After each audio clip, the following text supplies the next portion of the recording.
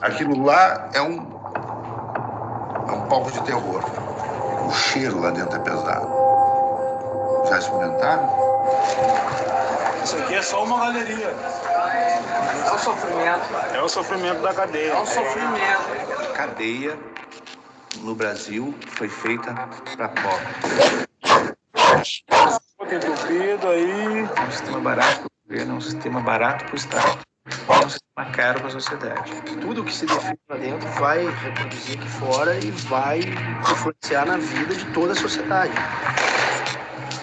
Atira!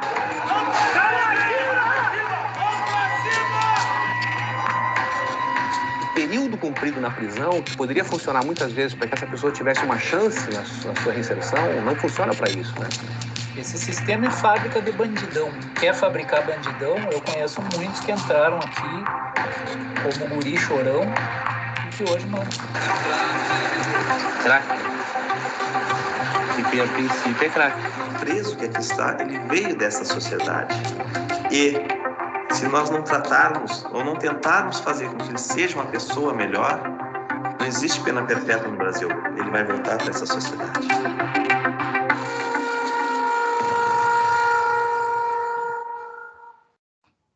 Aquilo lá é um... Okay, done. Stop sharing my screen. Okay, so this is the trailer of the documentary. We had to use the closed caption, so sometimes it's not that accurate, but I hope that you had the time to watch the whole documentary beforehand, because I think it would be better for this whole discussion. Okay. So to start now, we would give some time to Tatiana and Renato and Luca to talk. You have like 5 to 10 minutes to basically bring any ideas that you want to. So just to refresh, so Tatiana is a journalist, is a photographer, is a very awarded documentary filmmaker, and she's currently a managing partner of Panda Filmes and Falange Produções in Brazil. So she's producing documentaries, like short ones as well, and a TV series back in Brazil. Renato is a journalist, a writer, a screenwriter, filmmaker. He also has a collection of awards with his work, and he wrote the book Falange Gaúcha that inspired this documentary. And we have here also Luca Alverdi, who is a producer, editor, a screenwriter with more than 30 years of experience. In the last 5 years, I understand he's working with Renato and Tatiana, especially with feature and short films and also TV series. So thank you, the three of you, for joining us today. I'm going to give you now the floor so you can talk a bit. I'm going to let you know when we are approaching 10 minutes. Is that all right? Feel free to unmute yourselves then. Well, my English is not very good. I don't know if I can tell, but I'm a journalist. I start 30 years ago, like a journalist in Brazil, and the first thing that Truffles. I intend to make the Central is just because I cover the motim, that motim that we show in Central in night 4 here. It was the worst motim that happened in Brazil, I think, because all Porto Alegre, all people, lots of people from muitas pessoas. I think I will speak in Portuguese and have translators better. Que em 94 a gente cobriu esse motim, eu como fotógrafa, e o Renato como jornalista, como repórter da Zero Hora, e a partir daí que a gente decidiu, o Renato começou a escrever um livro e a gente decidiu fazer, em 2008, o filme Central. Começamos pelo Poder Entre as Grades, que era completamente baseado no filme Central, quer dizer, no motim, né? E... Okay, so she started in 94 covering this motim that happened here in Brazil, and now she and Renato started working together, and they have done so many movies together, and they are starting to work better with the prisons here in Brazil, and we decided in the first time, no primeiro momento nós fizemos o Poder Entre as Grades em 2008, que foi um curta-metragem, que é totalmente baseado no livro que o Renato escreveu, Falange Gaúcha, que falava muito sobre esse motim de 94, né, e os resultados dele. Okay, so she and Renato have done a short movie together that is all based on his book, and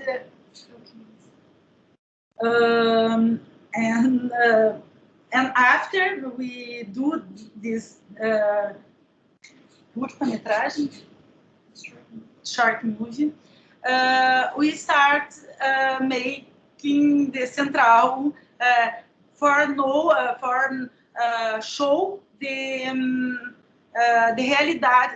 reality of prison in Brazil, because Central is the worst and the bigger prison in Brazil. Yeah. Okay, thank you. Luca, do you want to add anything? I will try to say something relevant, but I have to tell you that I am the less important in this trio because I arrived at the end of, almost at the end of the process. And I know Tatiana since 2009. I edited several movies with Panda Films in Porto Alegre, and immediately I understood the greatness of Tatiana because of his engagement in social causes. And that's the reason why she asked me later on in 2015 to participate in this project. And then I was really impressed. I was astonished because I met our dear friend Renato, and I understood that he's one of the greatest journalists in southern Brazil. And that's okay. I understood that they put their lives in risk because of this kind of activity. So I had to make a choice. I decided to join, and I had 120 hours of rushes filmed along the 4 years almost, and it was a very big challenge to go in deep all this material. I had to talk with a lot of people because I'm not Brazilian, you know, and I didn't know anything about this kind of reality. I have to try to figure, and I think that we succeeded. We succeeded because we created a very big team. We are very friendly, and we are comrades basically. And that's it. I don't want to say anything at all. If you have some questions, I will try to answer. Thank you so much for your attention.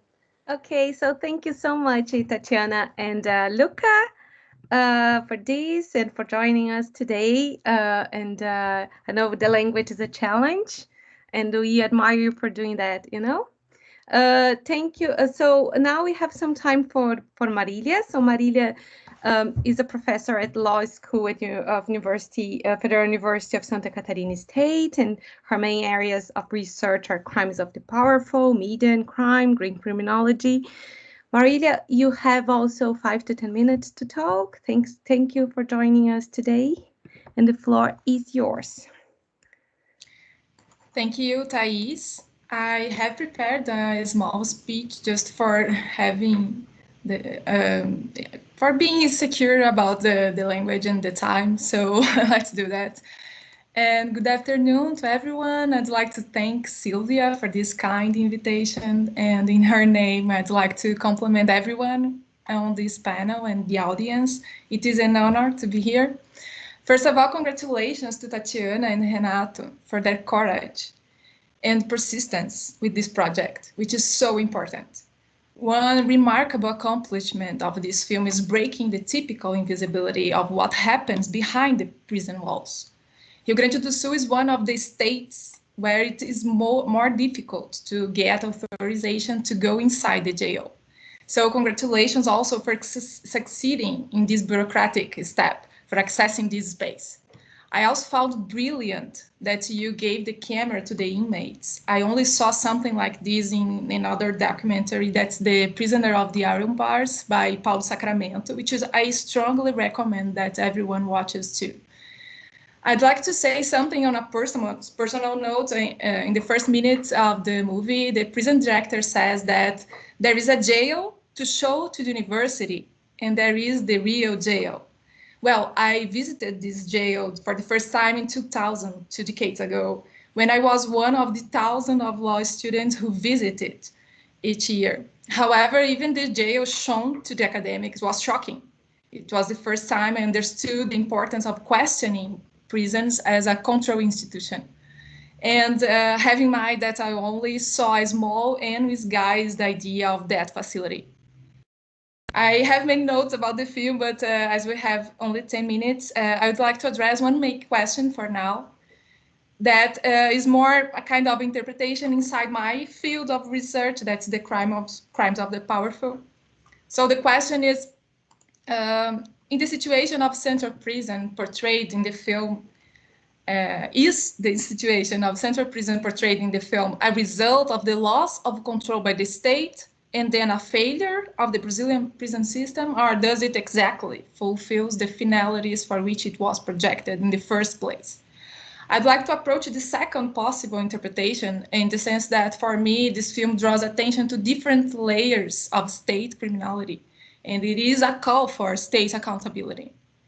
Violence is in the background of each image and interview in the film Central. However, when the politicians and the mass media use the word violence referring to public security, it is common that physical and individual violence appear as the main example, like homicides, robberies, rapes. Looking inside the jail, violence is usually described as fights between gangs. A wider frame for conceptualizing the word violence rarely comes into the debate. Throughout Brazil, social scientists and associations of relatives of people in prison have been disputed the concept of violence, showing that the formation of factions inside the prison system is due to state violence. So what can be considered state violence? First of all, it is structural violence. If we take the concept of Johan Galton, he says that structural violence are like social injustices that deprive the population of their basic needs. Brazil is one of the most unequal countries in the world. Last week, for example, 2 headlines called attention to this point. During the pandemic, 11 white men from Brazil were included in the Forbes list of billionaires. And also during the pandemic, we multiplied for 3 the number of people who are considered below the poverty line. Poor people in Brazil are more than 2/3 Black people. So structural violence is marked by structural racism too. In a post-slavery and post-colonial country, being Black gives more chances of dying young or even not born, since more Black women die during pregnancy or because of complications in the delivery than white women. If you are Black, you also have more chances of going to jail than going to the university. So after this first layer of state violence, that's structural violence, we can talk about institutional violence. And here you can talk about a necropolitics. It's not only to let die, but making die. And the state make die. This is a policy of the Brazilian state, which is not necessarily executed only by omission, but also by action. First, there is the treatment as enemies routinely given to the same group of citizens that are made vulnerable by structural violence. It could be represented by the use of public discourse, for example, to legitimize exceptions to the individual rights. Injustices in penal procedures, the over-imprisonment, and the police violence are examples of these. And this week, another headline showed the history of a man who was in jail for 16 years without a judicial prosecution against him. And this is not an isolated case. The documentary perfectly shows the overpopulation of the central jail. And although in the last years, the population in that facility decreased a little bit, there still are the double of people, at least the double of people than the number of places. More than a half of those 4,000 people are still not convicted. The trial detention is not an exception if you are Black and poor in Brazil. In the data about the whole country, 1/3 of the imprisoned people were not convicted, and overpopulation is around 40%. In the last 30 years, the prison population increased 7 times, while the general population increased only 25%.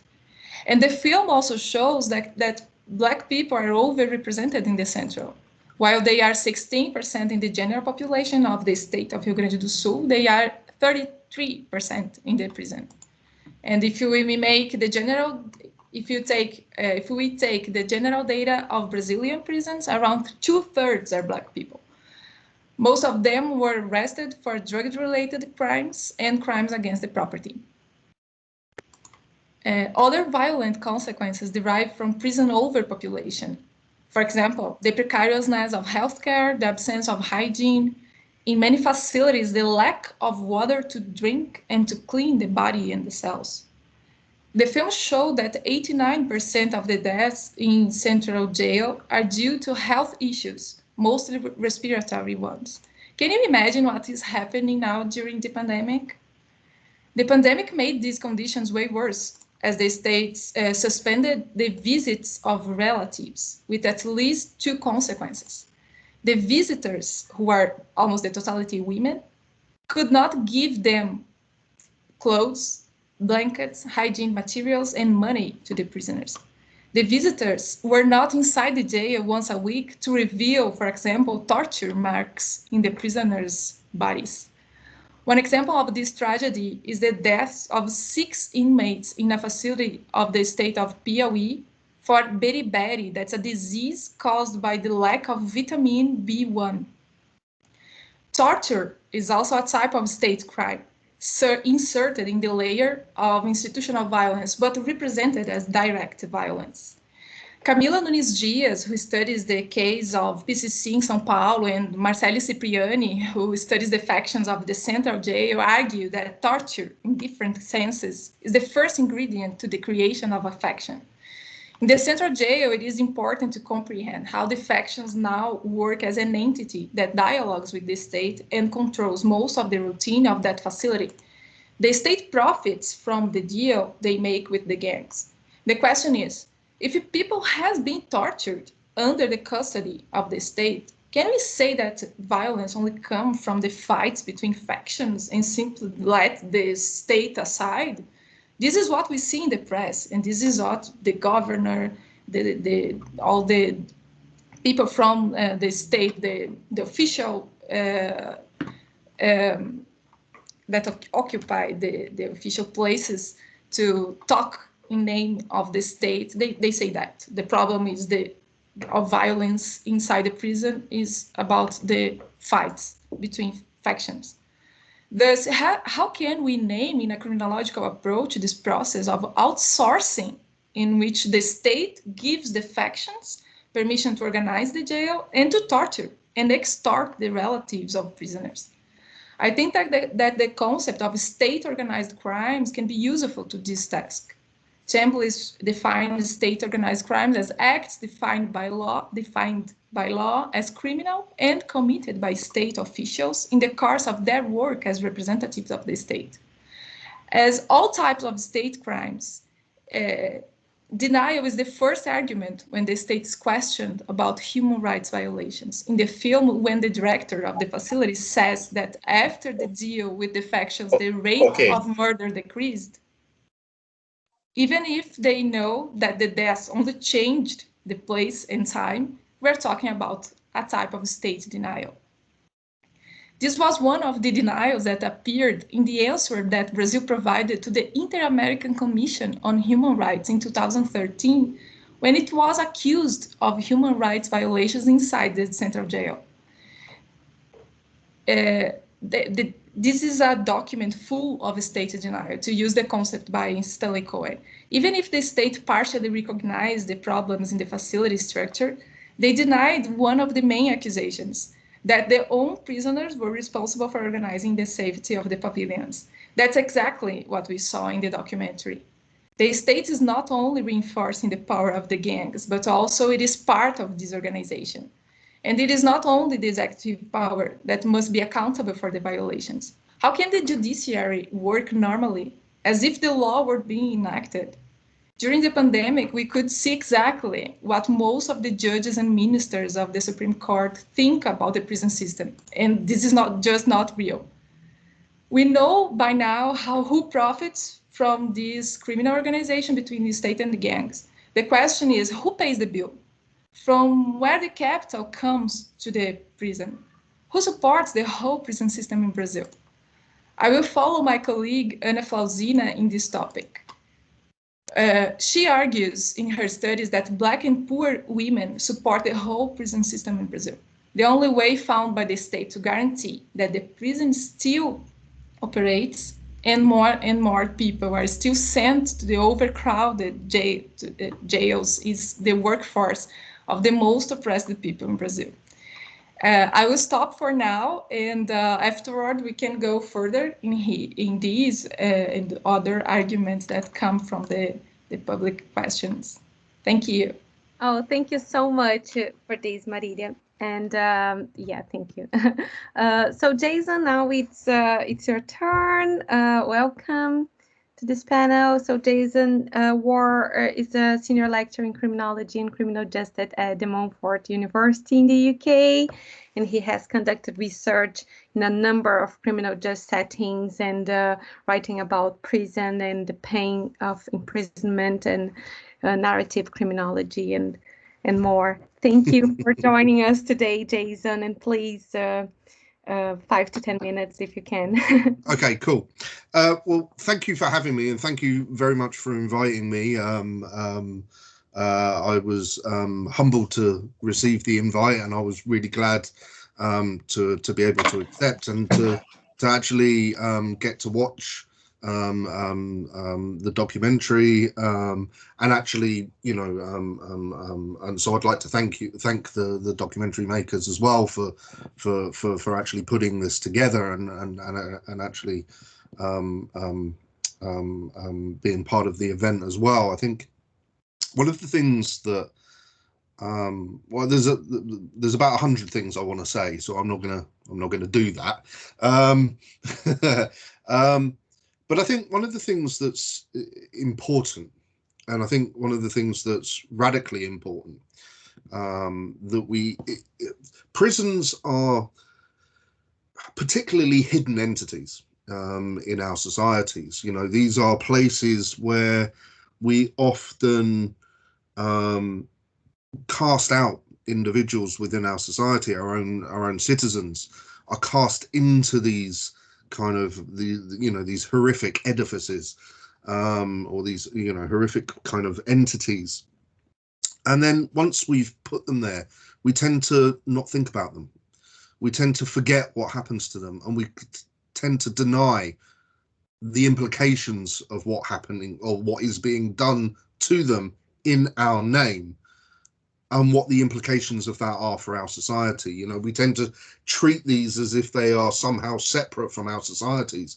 And of course, they are not separate from our societies. They are inherent reflections and, you know, fundamentally hold a mirror up to the societies in which these institutions exist. And I think one of the things that I would like to kind of comment on is that, you know, kind of moving on from the idea of the kind of state violence, is one of the things that we cannot separate out is the kind of very particular political economies that exist within particular societies, and the manner in which those political economies become reflected in the logics, and particularly the penal logics that we see being implemented in society. I mean, this the prison of the Central is a prime example of this idea of these kind of penal economies of scale, where you can run, you know, what you do is you take an institution and you pack it to the rafters with people, because doing so is actually much cheaper than building other facilities, or building newer facilities to house an increasing prison population. And what you get, one of the things that becomes quite interesting is when you look at those particular economies of scale, and we see this in other kind of jurisdictions around the world. You know, this is a lot of the prisons in North Africa, for instance, especially in Tunisia and in Egypt and other kind of jurisdictions in those worlds, but also in the kind of former Soviet Union, and some of the kind of Eastern former communist countries, where, you know, new kind of political economies have begun to dominate in those societies. We see these same kind of economic penal logics becoming manifest, where what you do is you create these huge kind of warehouses that have a secure perimeter, but very, very little kind of penetrative policing within inside the kind of structure of the prison itself. And what happens with that, because they are much cheaper to run, and there is this hidden nature to them, so they're kind of, the citizenry remain blind and in denial to what's happening in those environments. What it means is that the prison authorities, the government authorities, can just turn a blind eye to what happens. And often what you then get is this situation where the very structure and the very penal logics of the environment create violence within. So what you often see is, in an environment, and we see this very much in the documentary, with the role of the pavilion bosses, as it were, and the manner in which those pavilion bosses then create hierarchies of control within a system that is then controlled by state authorities. So what you all of a sudden is, you get the policing of behavior, you get moral policing within the environment that is being done by prisoners on prisoners, with the tacit agreement of the structure of authority that exists over the top of that. You get trade, economic relations. You know, all prisons have economic relations occurring within them, you know what I mean? But all of a sudden, if that economic relation is not done in a formal way by an authoritative system, or by a legitimate or authoritative system, then what you're going to get is less formal economic relations occurring, that often become much more exploitative, much more violent, much more entrenched within the environment. And of course, the moment that starts happening, with the lack of investment in the prison itself, and the kind of denial that exists within society, what you get is these deepening structures of systemic and institutional violence that cannot be escaped from. Because all of a sudden, the only way that you could ever now stop the violence in that establishment is to raise it to the ground and move everyone out. You know what I mean? There is no way now of then dealing with the violence in that kind of environment, because the very layers of structures that exist both within and without cement it in terms of its position. And I think that that's fascinating, that the documentary absolutely captures that, because these are ideas that kind of exist in kind of universally in terms of prisons literature, and the kind of fallacies that we tell ourselves about prisons. But I think the documentary captures that quite horrifically, but beautifully, as it were. Thank you. Thank you so much for this, Jason. Just a reminder to everyone that if you have any questions, you can start posting your questions in the chat function there. If you have a question to a person specific, you can just like please include the name, or if you just have a general question, just feel free to do it. We are going to start now with our last participant, which is Sylvia. Sylvia, it's your turn.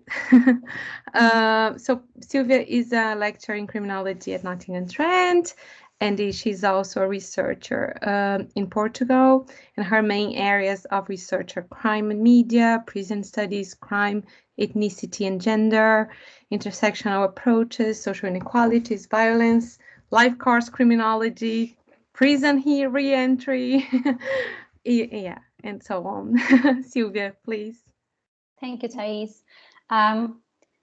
So just like Marilia, I have my own notes because I tend to talk too much. So I will get strict to my notes, but I will make sure I look to the screen to make sure that I know that if I'm like crossing the line in terms of my 10 minutes, okay? All right, so good afternoon, everyone. First of all, I would like to thank everyone for being here today, both my colleagues in this panel and everyone who is watching us online.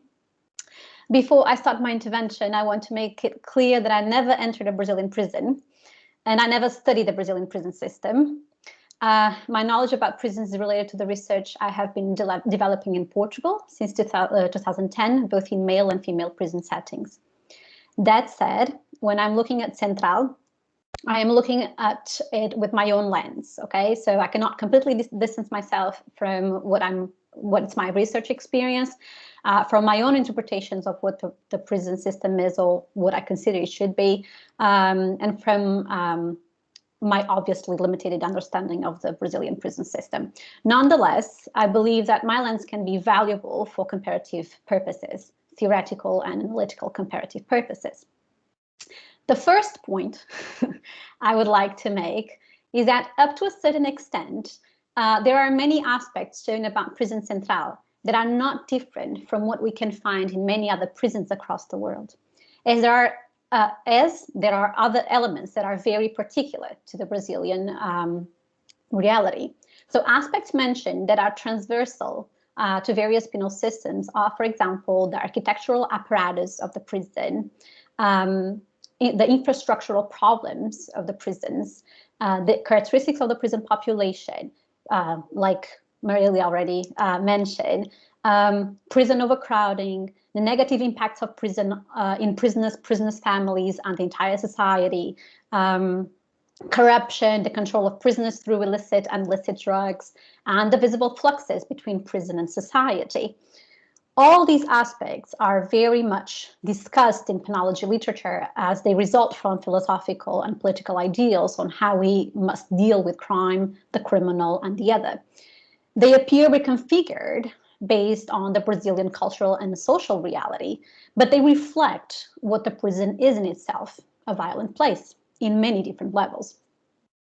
What seems to be very particular to the Brazilian prison system, from my perspective, is this idea of the parallel state. By putting gang members together, controlling their own prison aisles, the power of gangs ends up being strengthened. So what was seen as apparently a protective measure at the beginning, as many people were being killed in prison by rival gang members, ended up being a helper for the consolidation of these gangs. Therefore, in my perspective, and following what Marilia was also saying, I would say that Brazilian prison system is accomplice, as it is a platform for the facilitation and consolidation of these gangs. So I would agree with the idea of the state violence and the state harm and crime. The second point I would like to discuss is the regions of front and backstage in prison, following the Goffmanian concepts. The documentary starts with this very big prison, concrete walls, barbed wire, watchtowers. You know, we are used to see that. This architectural apparatus serves the purposes of general deterrence as well as reinforcement of a philosophy that prisons are punitive and securitizes places. Then if we zoom in, we can see overcrowding, sewer system problems, damaged cells, damaged tailings, humidity, and all of that. So many other problems. Despite being punitive and securitized, most of the democratic world needs to guarantee some standards for their citizens, regardless of their penal situation. So worldwide, we created several institutions to monitor and control what's happening inside prisons in terms of human rights. Therefore, prisons found ways to respond to international guidelines. In the face of being almost impossible to change prisons completely, for lack of investment, lack of political will, and many other reasons, regions of front stage and regions of backstage were created. So whenever outsiders visit prison, like Marilia was saying, regions of front stage are presented, hiding the backstage regions where many times the most violent realities are performed. This was something I found in my own research as well. Prisoners would be the first ones to clearly identify what were the front stage regions and the backstage regions. Sometimes these regions are configured and reconfigured in 24 hours, which make them more difficult to identify. During the day, it can be a waiting room. In the night, it can be a beating room, where prisoners are physically punished for their behavior, either by staff or even other prisoners. This can be particularly significant if we think about this documentary and the importance of visual criminology to study prison settings. Another point that I would like to make. Prisons are par excellence hidden places, like Jason also mentioned. So these are hidden places very much difficult to access and to conduct research on. Researchers, as many outsiders, will only have access to the front stages as if they spend some time in prison and gain trust of some prisoners and staff, they can have access to more sensitive information and to what happens in these backstage regions. Nevertheless, it is very easy to get divergent voices. Being a staff member or being in administration or being a prisoner translates into very different positions. This was very evident in the documentary when staff says that prison is not a school of crime and prisoners say that prison is definitely a school of crime. Most of prison reports convey official information, which can be just a partial reality of what is going on in prison. So this documentary does something bolder and shows the images provided by the prisoners, who films the prison from within. This approach can be groundbreaking in terms of demystifying some ideas around prison and the prisoner, as well as maybe, who knows, generating accountability on what is going on inside prisons. I strongly believe that user-generated content that usually is used outside to publicize and denounce in social media the criminal justice practices, for example, with policing practices, can be flipped to publicize, denounce, and create awareness on what is happening on the inside in prisons. After all, we are in the era of the visual, and phones with cameras and prisoners with active profiles on social media already exist. My concern about this is who is going to care to see or who is going to care to listen. Which leads me to my next point, the characteristics of the prison population that was already explored here by Marilia very well. So prisons house mostly young men from precarious economic backgrounds, from racial, ethnic, and cultural minorities. The book Prisons of Poverty from Vacan shows how prison can be a partner of the state, encompassing a punitive crime control policy, because the invisible hand of the market necessitates and calls forth the iron fist of the penal state. Manuel Feio da Silva, who works for 12 years in Central Prison, says in the documentary, and I quote, "I have found it all, but rich people, no. I still couldn't find rich people in prison. Everybody knows that prisons in Brazil was made for the poor. The poor are the only ones serving time in prison." Well, this is not only in Brazil, unfortunately. Punishing the poor is very much transversal to many penal systems across the world. As Vacan shows, the ascension of the penal state is a response to rise in social insecurity, not criminal insecurity. When the focus is mostly on street crime, when the police believes that they are fighting crime by putting the street drug dealers in prison, for example, this is a fallacy, a big fallacy. Street drug dealers are extremely easy to be replaced by drug trafficking networks. in a society overrun by poverty and social inequalities, even more so. Attacking street dealers will not solve the drug problem, nor it will be the continuing criminalization of the drugs in general, as the drug-related literature shows very well. Besides, we are clearly observing the expansion of the penal state through the creation of new confinement places that are not even for criminals, such as administrative detention centers for migrants. So it seems like we are on a certain direction of being more punitive and more punitive towards the street criminal, the poor, the other, what we consider to be the other. More than thinking on solving the big type of crime or the actual impact this approach to prison and the criminalization of certain groups has in the society as a whole. Which leads me to my last point, and I think I'm on time. In the documentary, we can read that prisons are cheap for the state and expensive for the society. When the prison fails to address resocialization, rehabilitation, or reintegration of the prisoner, in case of Prison Central even undermining this and promoting the criminal affiliation to gangs in a vicious and violent cycle, the entire society pays the price. This is evident for prisoners, this is evident for some academics, but it doesn't seem to be that evident for the society at large. People think that the more prison, the safer we are, when it is actually the opposite.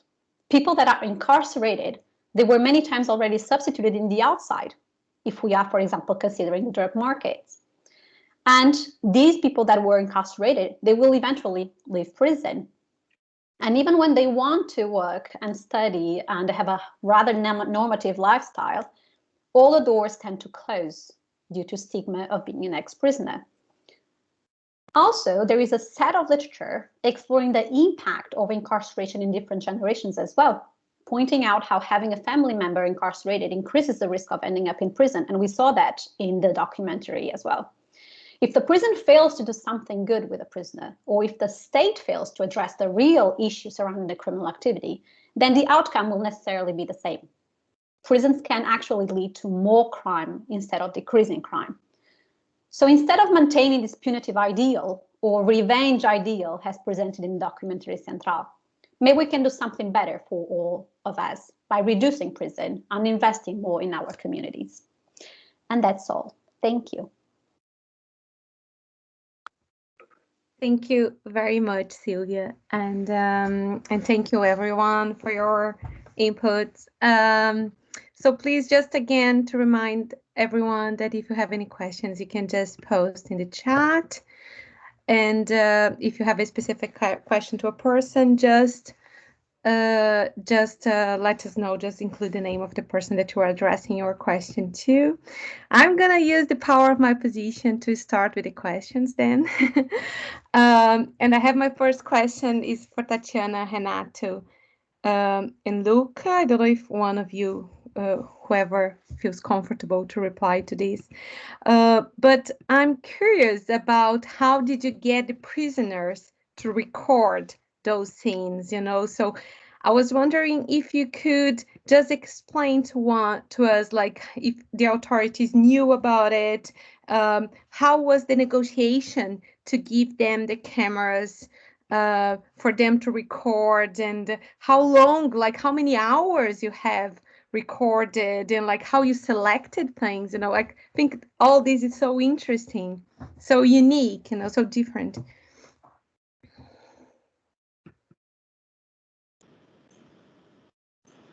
Well, we stay about 2 years to get it.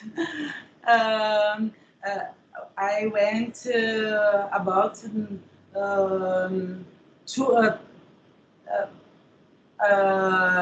100 days, more or less, because all the time I tried and asked the first time to the judge to get the permission to ask, because in the first time I know that if I don't put the camera in the hands of the prisoners, we don't have the documentary, because they know nobody can go inside these galleries. In each gallery from Facção had more or less 400 people there, and no police, no agents can go inside. They live together and don't have doors in the jails, and they stay all the time together, and nobody knows before put the camera there how they live. So when I start to try to make a documentary, I decided if I don't get it, we don't have documentary, because the history was there. And did you told before about Prisioneiro da Grade de Ferro, of Paulo Sacramento. I distributed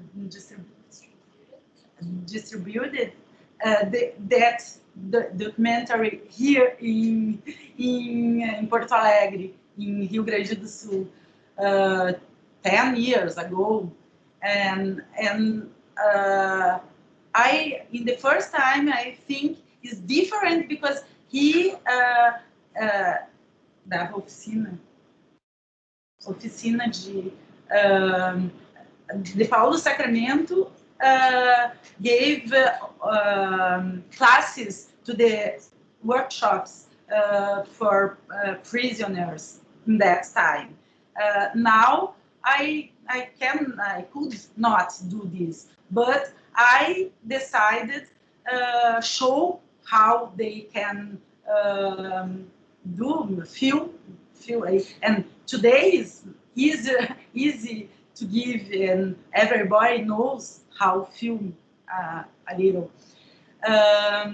So in the first time I asked to Judy. The first time, 1 year later, I get the permission from one the black man that was director that is in Central, because he is a sociologist, and so in that time, 2 years after stay all the time, when I stay all the time in prison in Central, but no exactly inside, just in some place that we get permission, and that you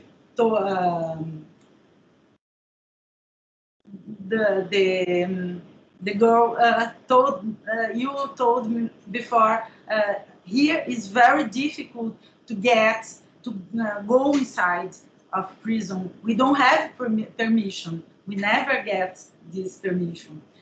But in that time, in 3 months that this man was director, he gave me the chance to go to talk to the leaders from 5 factions.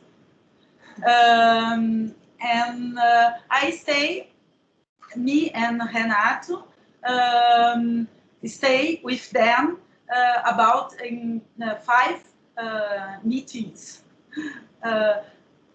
I stayed in 5 meetings. Renato just stayed in 2, and we try and convince them to put the camera. 2 of these factions, gangs, accept take the cameras, and that's it.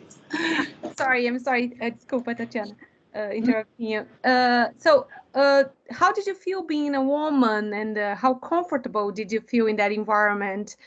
We are having this question in the audience here of Morag. Thanks for your questions, Morag. So she's asking, how did you feel like being a woman in a very male-oriented environment, and also it helped you somehow, the fact that you are a woman, like to negotiate with the prisoners? Was very easy because the woman in prison here in Central or in another ones is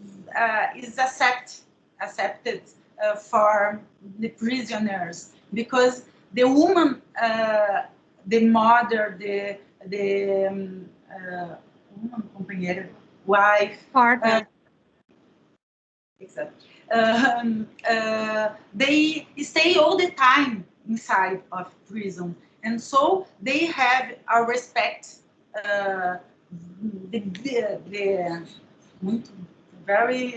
Is very intensive, the respect that they have with women. I think because I'm a woman, I had more facility if was a man to get this. Okay. Thank you. Obrigada, Tatiana. I have a question for Marilia as well.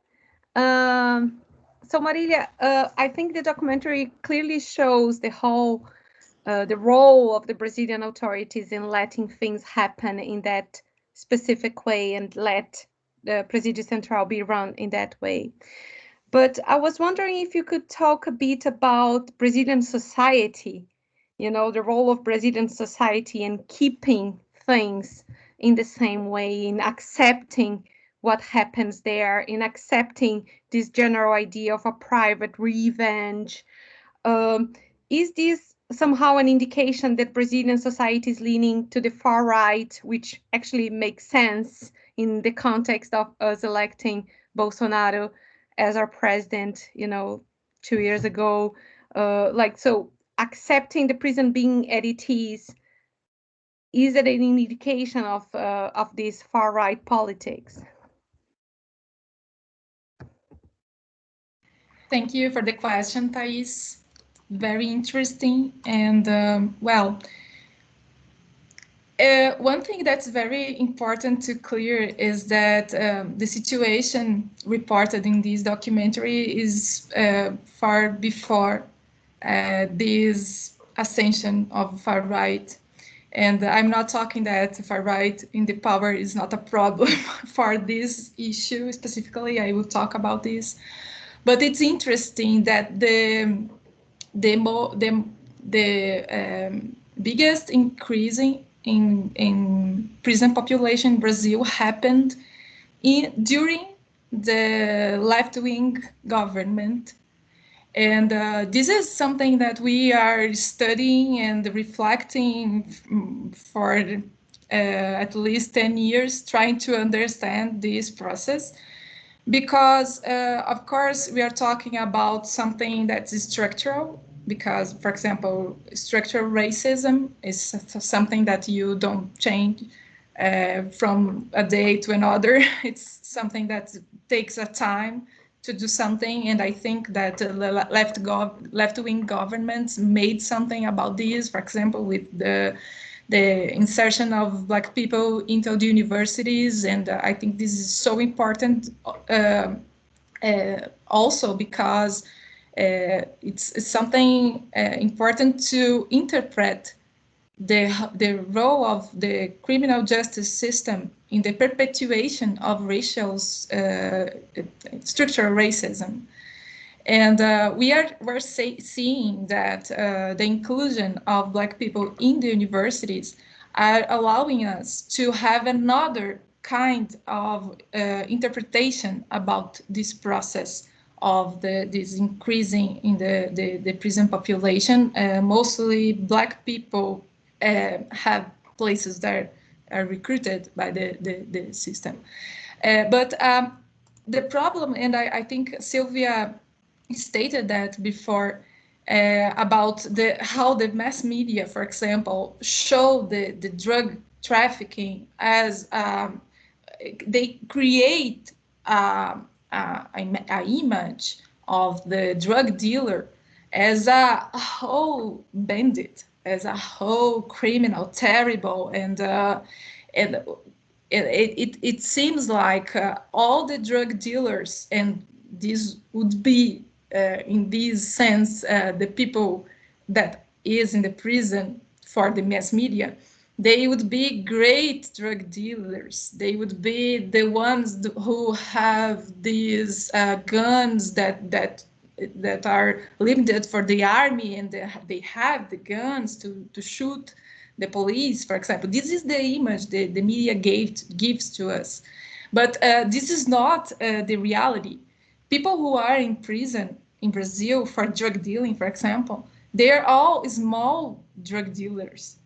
And they sometimes have never taken a gun in their hands.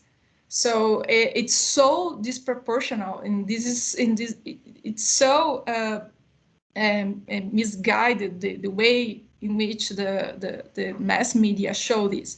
And I think that society, like, this is a figure that also fits in the idea of evil and good. It's something like Manichaeistic. And it's easy for the society to understand this language. The bad people are there in jail. Good people are outside the jail. So it's something so easy to understand. And of course, politicians are using this for getting symbolic power and for getting votes in the elections. And Bolsonaro is a perfect example of this, because he, during his 30 years as a deputy representative in the National Congress, he was elected with only one idea. That was, we have to put these criminals inside jail. We have to reduce the penal responsibility age for the adolescents to go to jail. Because you, who are the good society, you must be protected. And those people who are bad people must die. And he is actually supporting a project, a bill in the Congress now that's for creating an exception for murder, for police murdering, killing people without having any prosecution against them. That's actually what happens mostly. But now he wants to legalize this process. So I think far right is using this easy way of dealing with criminality, the ideas of criminality, for getting votes. And of course, this is related, but we can say that it's not far-right politicians who created or who only supported the idea that the prison resolves problems for a good society. Don't know if I answered you. I hope so.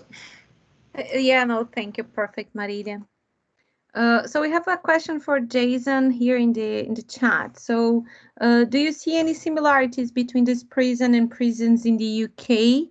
And also, do you think prisons problems in the global south in general could be attributed to historical legacies related to the global north? Unmute yourself, please. Okay, yeah, good questions. I'll tackle, so I'll take them in order.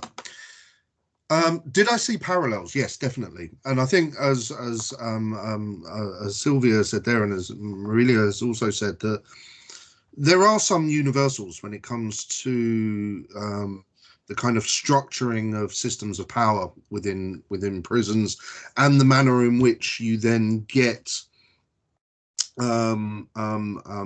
not only does the kind of the manner in which the everyday of the prison becomes kind of manifest in the minds of different individuals. So I think one of the things that was quite interesting in this documentary was, so for Pat Carlin, wrote a book many years ago where she used the idea of the imagined prison, the imagined penalities. And what she argued in that is that actually what you get is particular ideas of what the prison is and what the prison can achieve and what the prison do exists as a kind of buffer in the minds of those who are in authoritative positions in the institution. And it becomes a rhetorical device that kind of which shapes their professional practice. But often that rhetorical device has little reality compared to what you see in the actual kind of the day-to-day life of the prison. And I think that was really evident in the video there. It was quite interesting. There was the two guards who were interviewed most often kind of highlighted the distinction between that reality that exists, or the rhetorical reality that exists in the kind of penal governance and for people outside of the prison, and the kind of the day-to-day reality that exists inside. You got that kind of that being really represented in their kind of commentary. But also I think, you know, one of the things that we often forget about prisons, as horrific environments as they are domestic environments. And the kind of the stuff of everyday life happens there. And I think what it was quite easy, you know, the concerns over basic needs, over food, over health, over hygiene, over relationships, over conflict. Why are people worried about their mum? You know, when that poor lad's talking about, you know, my dad died here, but you know, when my mum comes to visit me, if it wasn't for my mum, I'd basically have nothing. But it's horrendous for her to come here because it reawakens trauma. You know, not only is she worried about her, but she's got the memory of her husband, blah, blah, blah, you know. And what you've got is this domestic life being performed in these environments. And I think, you know, one of the things that we see in the kind of politicization of prisons, and Maria has just spoken about this wonderfully, is that, you know, often what we get in media and in the politics around prison is this you know, the kind of the shaping or the framing of prisoners as these monstrous entities, these monstrous individuals within our societies, you know, these folk devils that exist amongst us. But really, you know, anyone who does prisons research knows that, you know, and anyone who goes into prisons, you know, what you've got inside prisons is the broken, the unhealthy, and the desperate. You know what I mean? And really, you know, what we end up with in prisons is the people who have been most ill served in society are the people who end up in prisons. And I think, you know, there is a universal in terms of that, certainly within kind of you know, the prisons that I research here in the UK. You know, you see the exact kind of you know, the echoes of the population are very, very similar. So even though, you know, looking at the prison of the Central is an extreme kind of example, you know, there are definite parallels on every single level.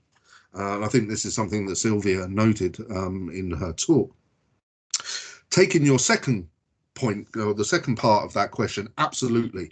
I think one of the most toxic elements of kind of Northern European colonial conquest has been not only the kind of toxic elements of the political economy that we kind of spread around the world, but also our penal fetish.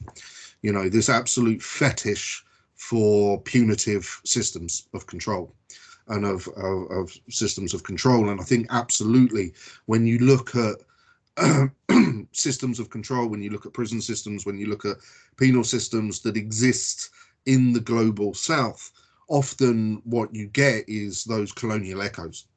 And I think one of the things that he said there is, you know, what you've got here is a prison that was built in the 19th century that is still operating as if it is in the 19th century.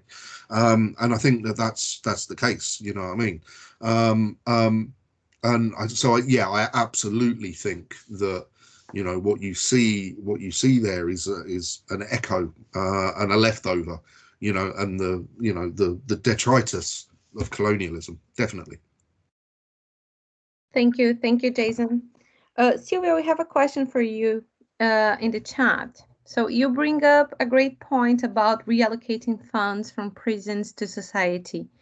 Do you believe that the media outweighs the importance of these funds? In other words, if mass media still acts a divider between pro-social and anti-social, do you think that redistribute funds would be enough to start changing the minds of society on crime and deviance?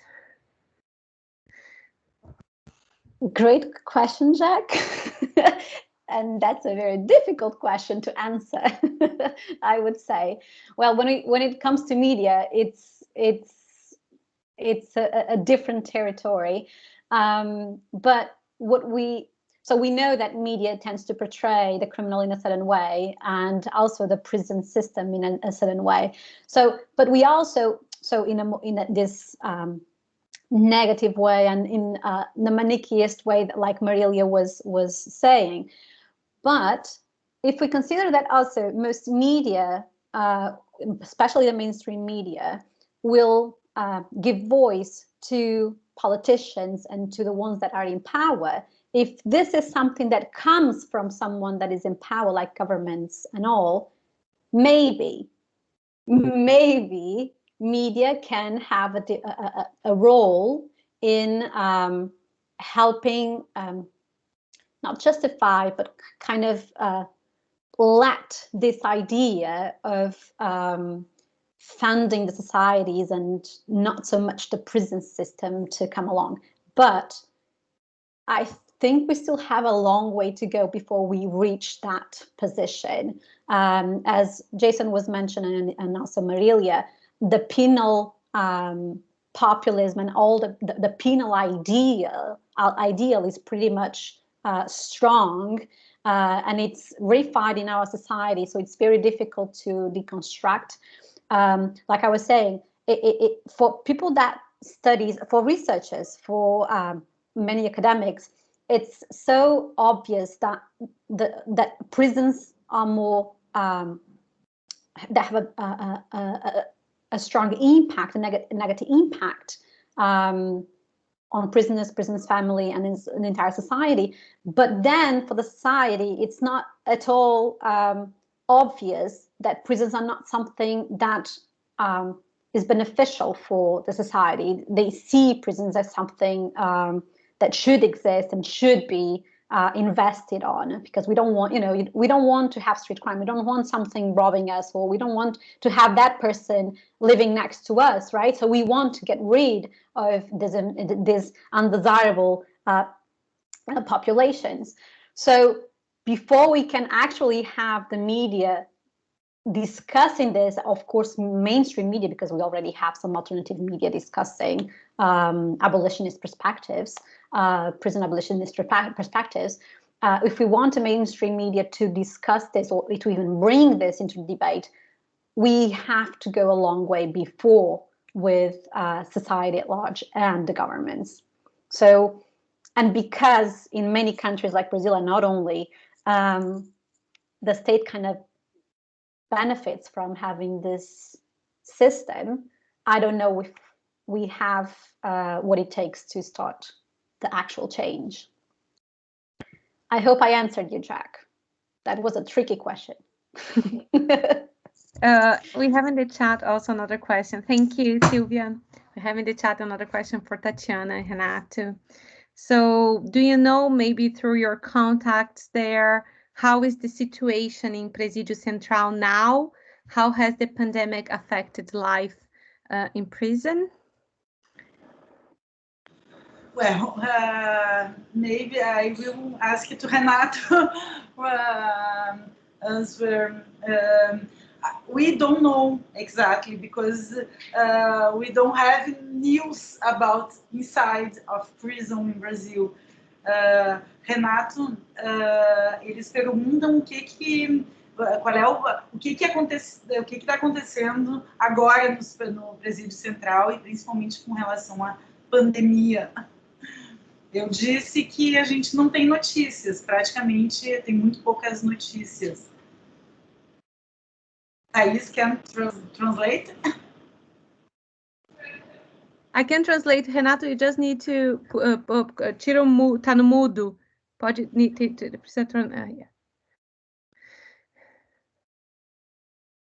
Thaís.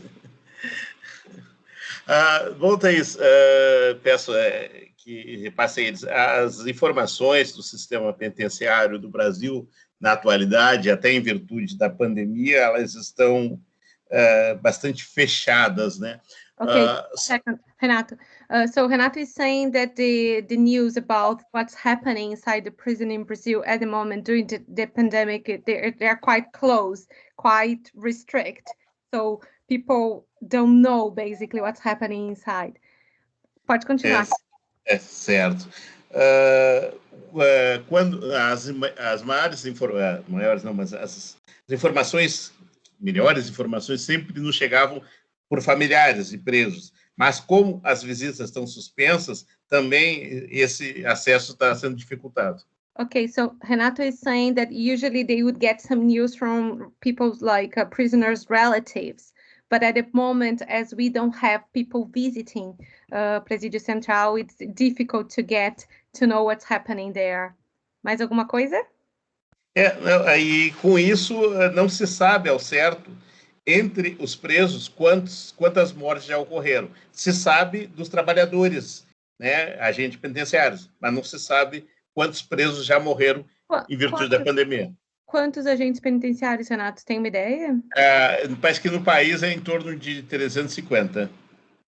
Okay, so Renato is saying that they have an idea of how many people that work in prison died due to the pandemic. It's around 350 people that work in prisons in the whole country.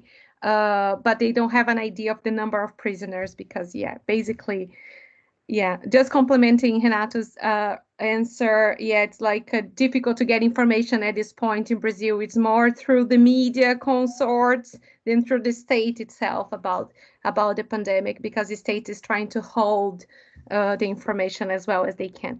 Obrigada, Renato. Thank you.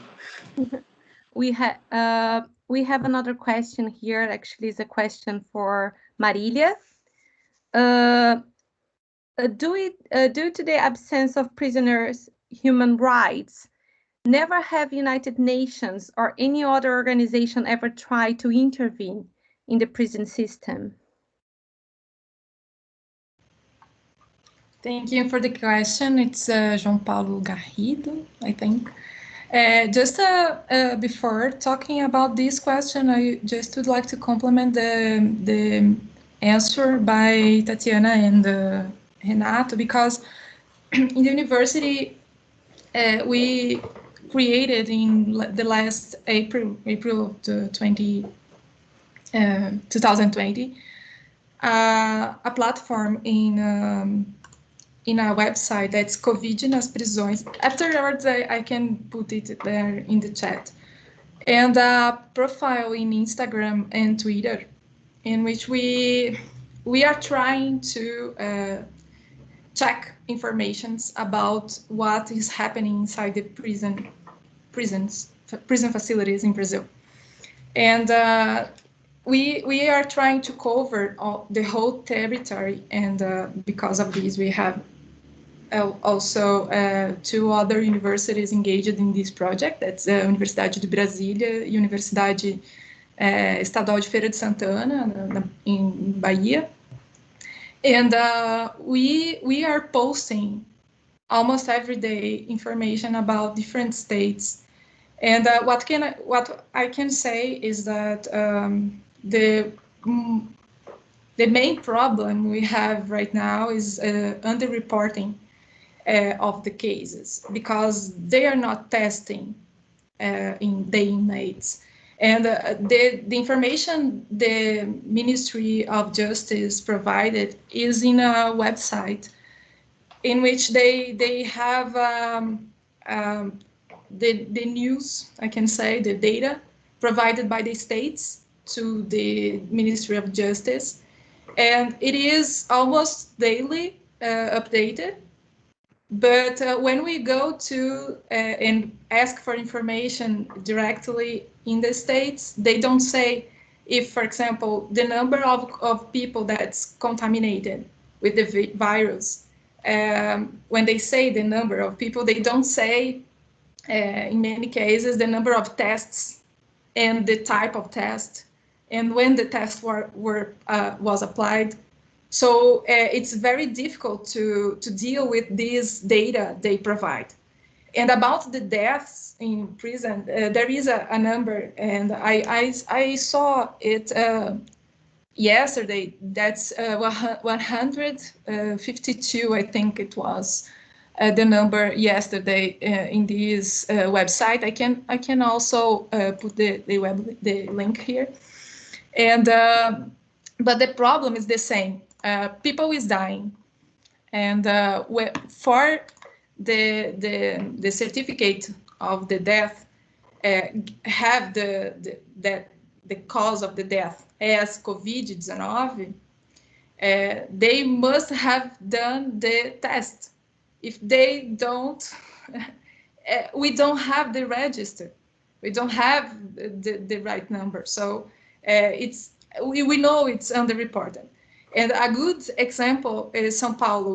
We are trying to investigate the numbers of São Paulo because day by day we have numbers, one more or two more deaths between the servers, the public servers of the prison system. And the prison population, that's the hugest in the Brazil, are lower, the rates of deaths are lower than the servers. And it's obvious that's underreported. It just doesn't make sense. But we don't have how to say exactly that it's underreported because we don't have the data, we don't have anything. And the relatives of prisoners actually gave us many information during this time, even if they were not going to inside the jail because the visits were suspended. Many of them have contact with their relatives with cell phones because it's forbidden, of course, for the people in jail to have cell phones, but they have cell phones. You could see that in the documentary too. And we received photos, we received videos, and the relatives were dispirited. They were absolutely freaking out because of the situation. They couldn't know any information about the way in which the healthcare was working inside the jail. And when they had the information was astonishing because of these the deaths and the people. Well, and there is another problem because inside the jail there are some diseases that are endemic, that we don't have many cases of tuberculosis, for example, in outside the jail. I don't know if the word is tuberculosis, but and inside the jail, there is 35 times more cases of tuberculosis than outside the jail. And this is a respiratory disease. So, of course, people in jail most of them have comorbidities. I don't know how to say the word. Underlying conditions. Yeah. Underlying conditions, okay. And what I am concerned the most is about the judiciary, and already answering the question by João Paulo.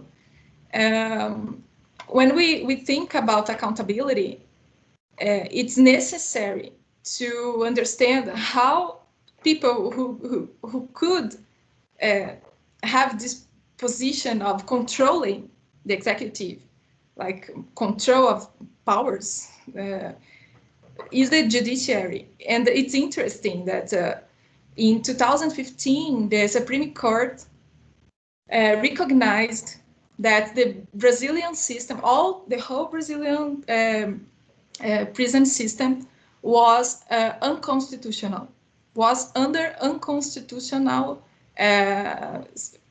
situation. And it's interesting because the whole decision brings many data, and they cite the Central Prison Facility, they cite many other facilities, and they say with all letters that the whole prison system in Brazil is unconstitutional. But the same Supreme Court, in decisions they made afterward, for example, and before it too, they, for example, decided that the word reincidência, that how can I say? Recidivist. Yeah. The recidivism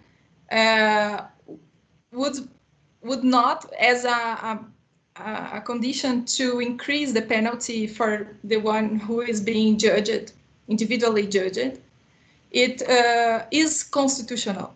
It is constitutional to say to the people, if you already served time because of a crime you committed before, now you have to pay more time because of this, because you did not resocialize yourself. It's the same STF, the same Supreme Court that say that the whole prison system in Brazil is unconstitutional, say that people have the obligation of resocialize themselves inside the jail, because if they don't, they will have a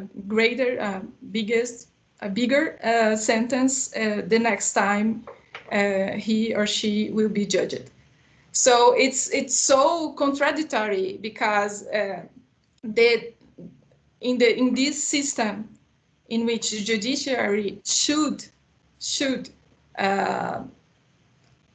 like control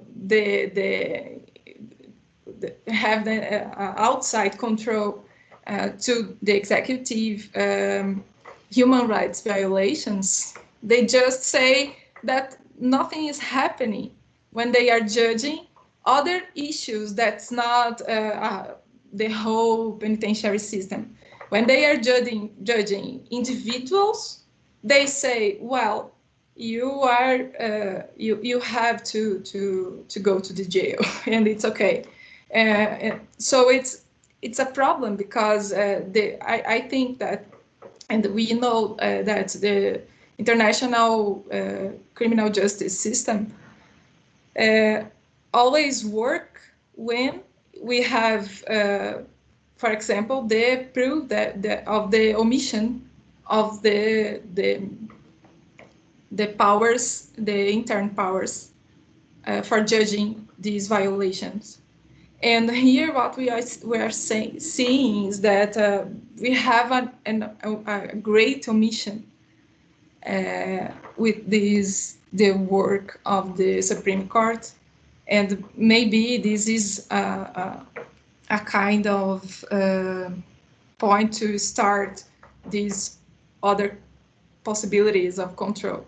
And there is this denounced to the commission, the American Commission on Human Rights, that was taken in 2013.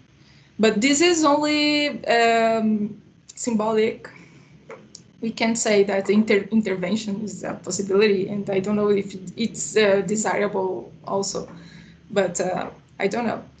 I think that the pandemic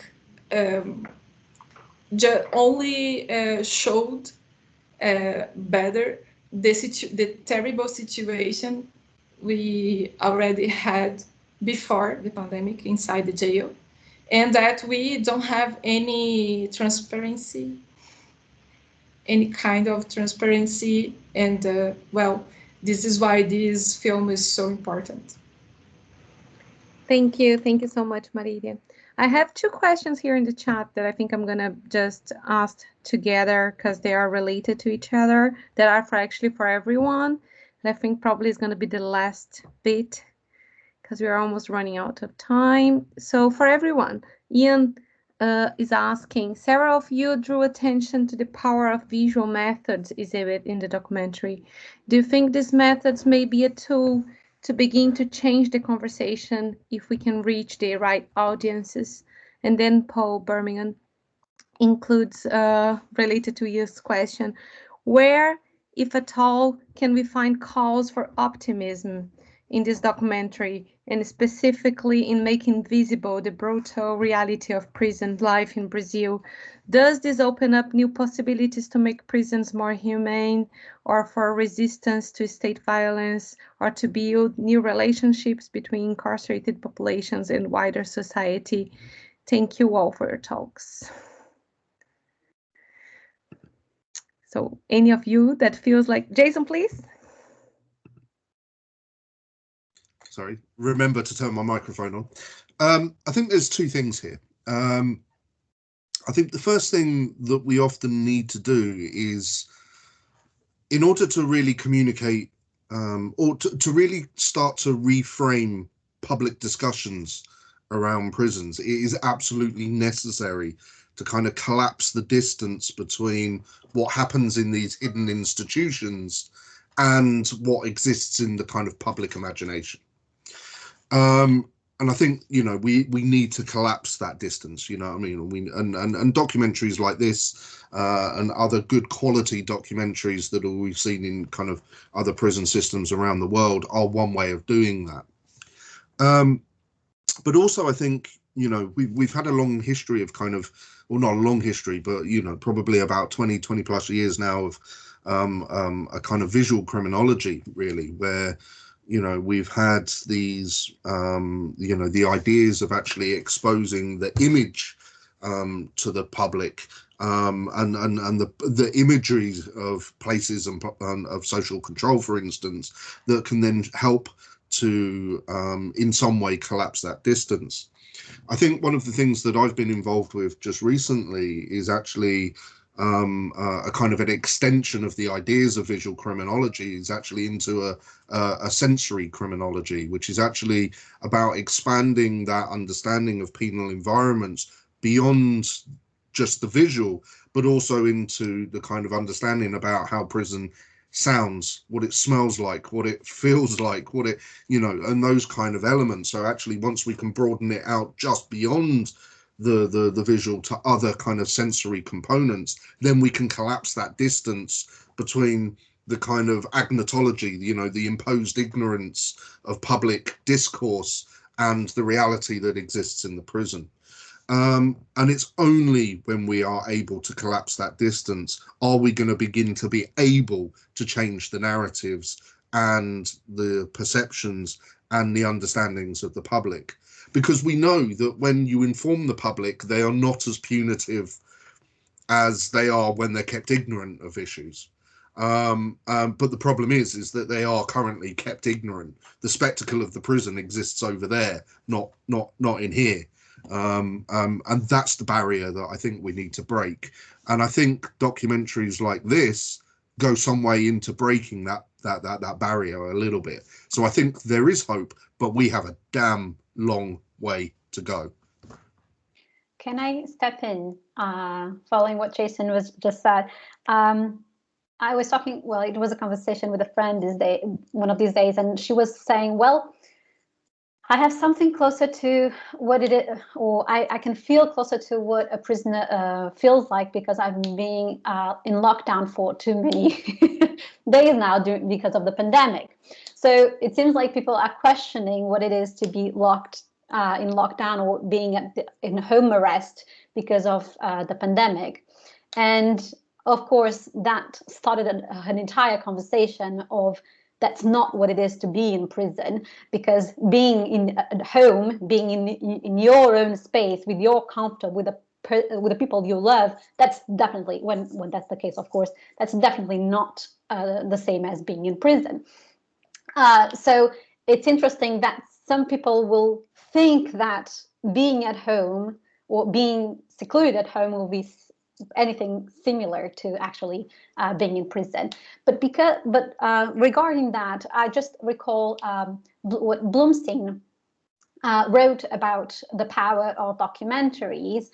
Blumstein, for the people that don't know him, is a British producer. He produced the 8-part series Strangeways, and he explored the British prison life and all the emotions around the prison system, the British prison system. And he says, or he strongly believes, that documentaries have the ability to alter entrenched attitudes if the complexity of the criminal conduct is allowed to be developed in documentary form. So if the documentary is able to deconstruct all the complexities, all the layers that we can see in prison, and also in the criminal, because usually we just look to criminals just as, you know, this hideous person and not more than that. If we are able to demystify this idea of the criminal, then maybe we can change the way people think about prisoners and change the ways that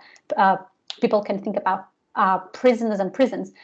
But other researchers are not that optimistic as Blumstein, and consider that the empathy inherent in the documentary process may only be felt by those that are already sensitive, or they are already share the narrative's perspective and have pre-existing sympathies with its subjects. So people that would just already be they already sympathize with prison-related issues, or have a different way of looking to the world or looking at these issues, would more probably change the ways they look at this reality, not so much people that don't share this ideal. So, of course, in here we have several studies and several perspectives, and we can either be really hopeful or not that hopeful in terms of what would be the impact of documentaries and other visual sources in changing our perspectives and our ideas about the prison systems. That's my 5 cents. Thank you, Sylvia. I actually have to finish this session now because it's already 6 p.m. unfortunately. I think we could talk about this documentary for hours and hours and hours and it would never end. So much to talk about, and it's such a great piece of work. Tatiana, Renato, well done. This is absolutely great. This documentary just shocks us so much, you know, even if you are born there and used to the situation, it's still shocking to see everything that happens in Brazilian prisons in Central. Thank you so much. Muito obrigada, all of you, for being here today. Obrigada, Renato, Tatiana, Luca, Marilia, Jason, Sylvia. This was really great. I hope everyone enjoyed, and thank you everyone in the audience that sent their questions. And that's it. So yeah, take care, everyone, and really good to have you here today. Bye.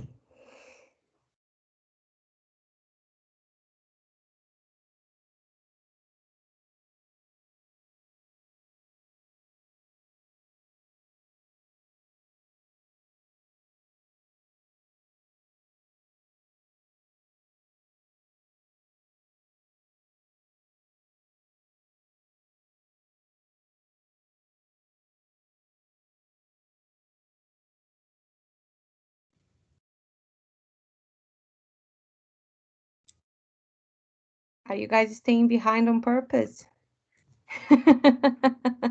Yeah, I didn't know if anyone wanted to continue a chat or whatever. So yeah, I am actually. I am staying behind. I wanted to thank everybody as well. I mean, we had a hell of a time, 20 minutes before we started that. So yeah, I forgot to apologize for the technical issues at the start, but I think yeah, it was so productive afterwards that I hope it's worthy.